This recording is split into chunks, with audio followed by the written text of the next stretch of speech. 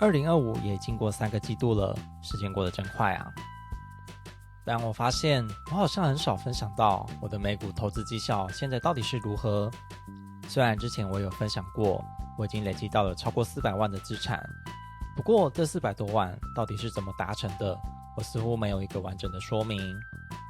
有时候我也会收到观众的来信，希望我分享到目前的实际绩效，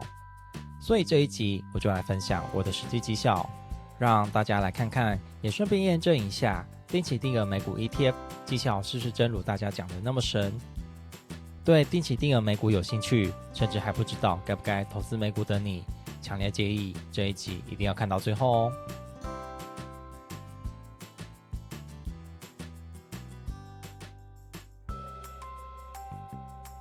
大家好，我是 AL。那我们不啰嗦，直接来看我到9月底的绩效是如何吧。这里所有的数据我都以美国时间9月26日收盘为止为基准，也就是台湾9月27号的早上。还有一件事也跟大家说一下，因为之前分享的都是我定期定额的记录，但实际上我还有很大一部分是在美股券商那边，所以这次的统计我会把那边加进来。首先来分享我的总体绩效。美股券商的部分我是使用嘉信证券，这个部分大概在2年多前将当时持股全部换成 VOO 后就没有再动过了，所以也可以把它当成一次投入这2年多来的绩效。目前的余额已经来到91678美金，里面的组成几乎全部都是 VOO 还有一咪咪的惠达股票。VOO 的话持有到现在报酬率已经有 40.96% 了，惠达的部分虽然才107元而已，不过投资到现在也赚了将近 43%， 所以整体来看整个投资组合的绩效就 40.97%。 台湾这边的美股复委托定期定额总体余额也来到51883美元，总报酬率为 26.91%。 这当中 VOO 的市值有39146美元，而 QQQ 的话只是来到了9050块美元，光这2个 ETF 加起来就差不多接近5万美元了。这2档 ETF 的报酬率也比美股券商还要再逊色一点，但至少都有在 25% 以上的报酬率，其中 VOO 的报酬率为 24.68%， QQQ 则是 27.69%。 整体来说我觉得算是还不错的。个股的部分也主要还是以惠达为主，我觉得很幸运能够买在它还没喷涨之前，因此那时候买进的股数就贡献了整体报酬超过一半。因为定期定额是后面才开始，所以报酬跟之前的相比就没那么好看，但就整体来说还是有 55% 的报酬率，就我个人而言算是非常出色了。其他一些零星的股票像是苹果跟特斯拉，虽然报酬也都还 OK， 但因为只有买一点点，对整体的投资绩效来说影响就没那么大，这里我就不特别讲了。所以这样加起来，美股投资的部分总体资产已经来到143570美元。如果换成台币的话，以9月26日收盘的汇率 30.545 来算，差不多是438.5万台币，整体的报酬为37644美金，换算台币差不多115万左右。以实际投资成本105916美元下计算，实际投资报酬率为 35.54%。 台股部分虽然琢磨不深，不过还是稍微讲一下好了。目前手上有的台股就只有0050跟台积电而已，2档股票的市值比例差不多是一半一半。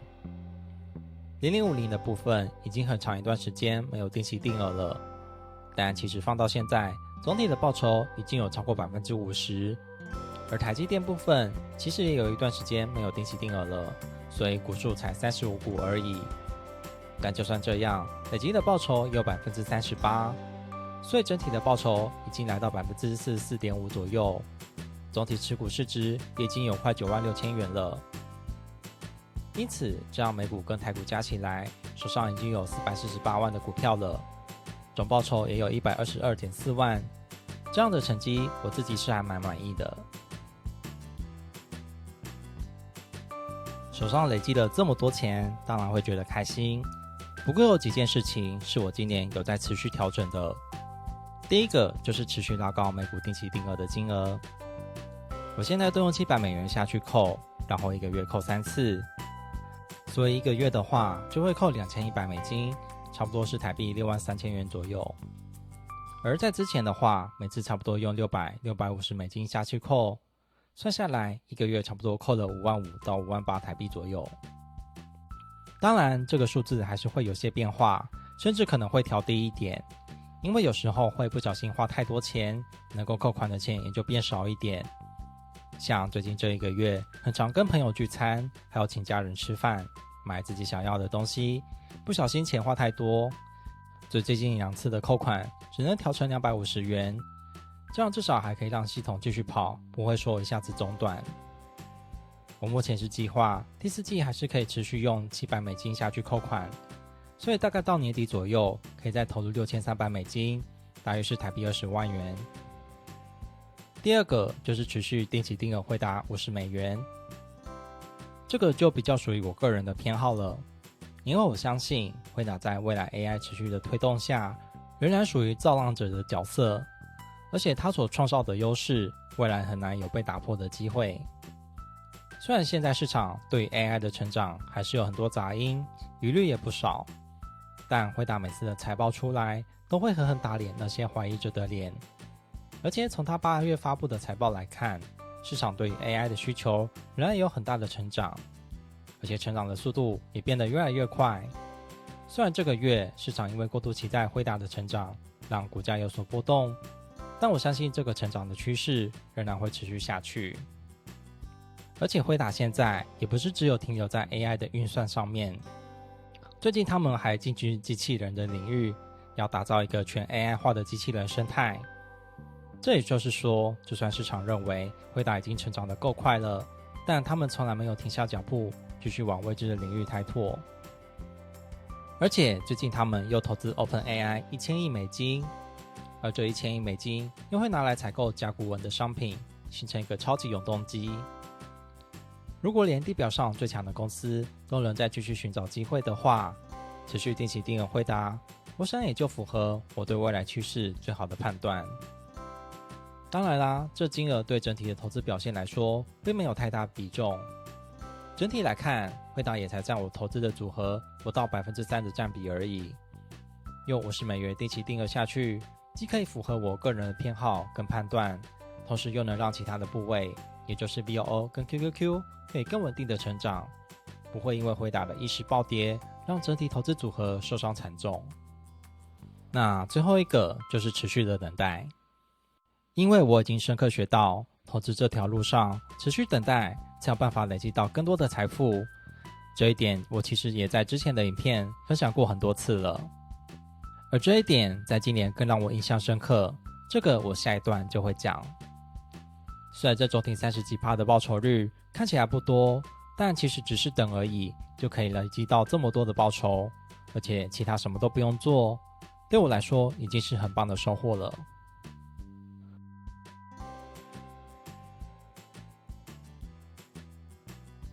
今年虽然做的事不少，但有一件事我想要特别讲，也就是延续到上一段讲的等待这件事。今年4月，川普造成的全球股市大震荡，我相信你应该还记忆犹新，除非你已经把这件事忘得一干二净了。那个时候美股才短短几天而已，就一下子跌掉超过 20%， 我那时手上美股的报酬也就在那几天内从原本的正10几%一下子变成负的个位数。你说很惨吗？好像也还好，可是就会有一种又要重来了的感觉。老实说，那段时间我确实是有点恐慌，甚至有想过要不要干脆把持股全部卖掉算了。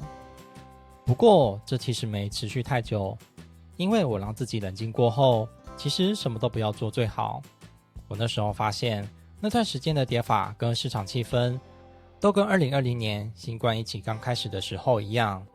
而之后就是一个超长期间的大多头开始，甚至每天都在创新高。另外一个是我当时有想到，像这样子连续杀了好几天，股市崩跌超过 20% 的次数，其实不多，甚至像这样的大崩盘，后面就一定会有再创新高的机会。简单说，就是未来会赚大钱的保证信号。我那时候告诉自己，研究了这么多 K 线图，心里其实清楚，这样的跌法其实不会太久。如果保持耐心，继续投资下去的话，30年翻个几倍是很容易达成的事，干嘛要为了这一时的恐慌，浪费了这好不容易累积的成果？所以继续等就对了，不要想太多。这样的想法很幸运的又再一次得到了证实，只要撑过那段恐慌，超过40%的报酬率就是我现在手上拥有的。如果那时候卖掉的话，可能就是真的赔钱，而不会拥有这么亮眼的成绩了。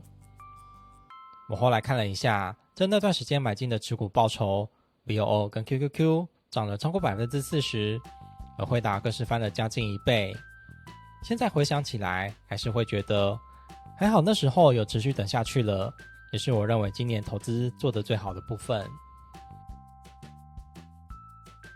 不过这边还是有2点我觉得需要改进的地方。第一个，也是我现在持续改进的，就是少花一点钱，有更多的钱投入。有些人可能会觉得每个月可以拿超过6万元来投资已经很多了，不过我觉得还是有很大的改善空间。毕竟这6万元是包含了每季发的奖金，而不是靠每个月省下来的钱。我现在可以每个月留下超过一半的钱，但我想再把这比例拉高，变成60%甚至到70%。这也代表着我得要控制一下我的开销。我看了一下我过去的消费习惯，发现我过去吃的其实很没节制，光是餐费就占了我1个月的生活费超过80%，甚至还有越吃越贵的趋势。比如说可能中午吃个200多块的便当，然后还会去饮料店点一杯70-80块的珍珠红茶拿铁，然后早餐为了要吃得更饱一点，就会点快150块，然后下班回家运动完后又会花超过100块钱买晚餐，毕竟运动完后肚子很饿很正常。这样平日加一加，一天光是吃的就花超过500-600块。甚至有时候因为工作压力大，心情不好，就会想找间吃到饱餐厅大吃一顿。而且餐厅的类型也不是像我家牛排那种平价的，而是像想想金华饭店的伯利厅、兴业旗下的Nagomi等比较高端的品牌，每次一吃就得花快将近2000元，甚至连全台湾最贵的享 Enjoy 也造访了不下10次。以前可能2-3个月才吃一次，但今年我发现几乎每个月都去吃一次，而且是我在做这部影片的时候才意识到的。既然大部分的花费都花在吃的上面的话，如果要提高投资的金额，那么势必得从餐费开始下手。所以我现在开始把餐费压低在每天400元以内，可以自己煮的话就自己煮。因为我发现同样200块的金额，如果自己煮的话，其实可以吃得非常饱，甚至连下一餐都可以省略掉的。当然啦，这是我目前的策略，能不能持续下去还有待观察。吃到饱的部分，现在尽量控制在每2-3个月才吃一次，不然每个月都要像之前那样喷，荷包其实蛮吃紧的。执行结果会如何呢？就请待我下一季的分享。那第二个其实也不算是改进的地方，就是考虑要再重新定期定额0050跟台积电。之前会定期定额这2档，就是看好台湾在未来 AI 的驱动之下，不管是指数还是台积电本身，都会在持续的创新高，甚至可能未来20年都还能持续成长。虽然成长幅度没有像美股那么快，但至少未来的发展，我认为还是可以期待的。只是后来因为资金分配的原因，就停掉定期定额了，然后全力在美股上。那现在我有考虑要不要再重新启动这个计划，不过我会想，这个可能要等我收入变得更高一点，才有办法继续做下去。或者如果前面省得够多的话，说不定也可以继续执行了。这只是暂定计划啦，实际会怎样，也还是请待我下一季再来分享。那最后来快速做个总结一下，如果以整体报酬来看的话，累计到现在已经有超过35%的报酬率了，可能不算高，但如果以我这种懒人个性来说，投资能有这样的表现，其实算很不错了。那现在虽然已经累积到448万了，假设第四季有再涨一点，再继续投入资金的话，那么年底累积到460、470万，我想应该不会是太难的事情。今年的话，我有把每个月投入的金额再往上提，从每个月1800、1900美金提升到每个月2100美金，相当于每个月投入63000元台币。当然中间会随着花费调整，但比起去年来说，总体投资金额是有增加的。那同时我也持续保持着等待，因为我相信持续投资30年，未来的财富会是以倍数成长。所以像今年4月份的股灾，就算是杀得很凶，四周一片哀嚎声，我还是把理性拉回来，继续等待。这个结果也非常值得，不仅让我的持股持续创新高，也可以让我相信，未来就算遇到再大的股灾，也还是能靠着理性等待，度过难关，让自己的资产数字再变得更大。要改进的话，接下来要在吃的上面做改善，因为吃这件事情真的花掉我太多钱了，再继续吃下去的话，很怕自己就没钱继续投资了。因此需要学会克制自己，不要想吃什么就吃什么，除了省钱，也顺便瘦身，让自己更健康一点。那今天的分享都到这边，如果你喜欢我这边的分享，欢迎帮我点个赞，也可以分享给你觉得有需要的人，甚至订阅我的频道，让更多人看见，也一起赚到我们的财富。我是 L， 我们下集见。